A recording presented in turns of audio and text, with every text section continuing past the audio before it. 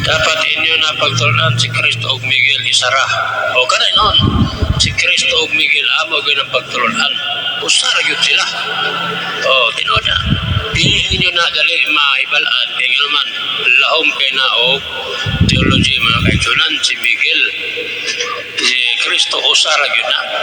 O pero kung ako na isa-isay ni Moron wa mudaga na matag sa kauras mukaon punta. Ha? Si Kristo ug Miguel. So pwede na ako i-live igala magalugar ta. Si Kristo ug Miguel usara gyud na sila. Tagatang example ha. Ya sa dami po atong gipaminaw ang usa ka magwawali sa 70 Adventist mahitungod sa ilahang pag-angkon nga ilaha daw doktrina nga si Kristo kuno o si Miguel kuno si Kristo maora na siya. So absolutely ang 70 Adventist wala sila nag-ila ni Kristo nga Dios. Ang ilang pag-ila ni Kristo usa lang ka anghel. O hibaluan na to guys nga ang anghel binuhat sa Dios. O ang Dios mo ay nagbuhat sa angel. Ang angel ug ang tao pareha nga binuhat sa Dios. So nakita na to nga diha nga punto nahimo na gyud nga sipyat kaayo ang teaching sa 70 Adventist. Dili lang sa napulo ka sugo o dili lang sa mga gitawag nato guys og mga propesiyal nila nga way nangatuman bisan pa sa ilahang theology kuno nga di mao ngano tungod lagi kay ang ilang pag-ila ni Kristo mao si Miguel. So atong ninggisgutan para makasabot ta mahibaluta unsa gid ang gitulo sa Biblia. So, ang Seventh Adventist, wala ni sila nag-ila og triunity or trinity. Ang ilang pag-ila nga si Kristo mao si Miguel, meaning ang ilang pag-ila ni Kristo anghel. Now, unsay giingon sa Bible sa Hebrews chapter number 1 verse number 6, matud pa din sa Bible, ingon din sa sugdot usab pay, For unto which of the angels said he is anytime, Thou art my son. This day have I begotten thee.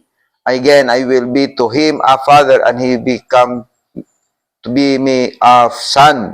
So wala kuno'y angel nga gisgutan sa God the Father nga giingnan niya nga for unto which of the angels said he at any time, Thou art my son.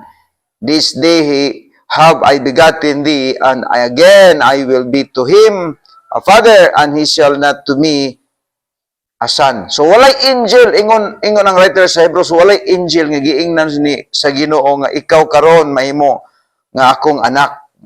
Ingon siya because makita na to nga si Jesus is not angel, he is creator, he is second person of the Godhead. Munang ingon siya sa verse 6, and again, when the bring it in the first begotten in the world, he said, and let all the angels of God worship him. Miingon ang God the Father nga sa dili sa akong ipadala na ang akong anak diri sa kalibutan, no sa akong anak, kinahanglan nga ang tanang mga angel mosimba kaniya. So buti pasabot nga si Jesus Christ dili siya angel.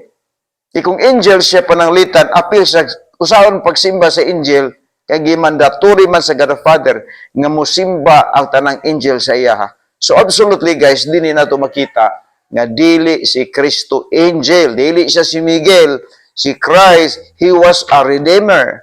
He was the second person of the Godhead nga maoy redeemer sa tanan nga mga tao.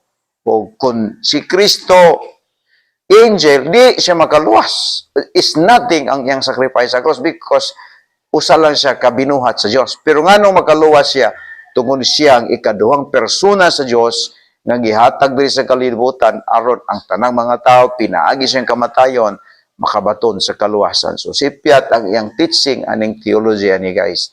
Og daghang salamat.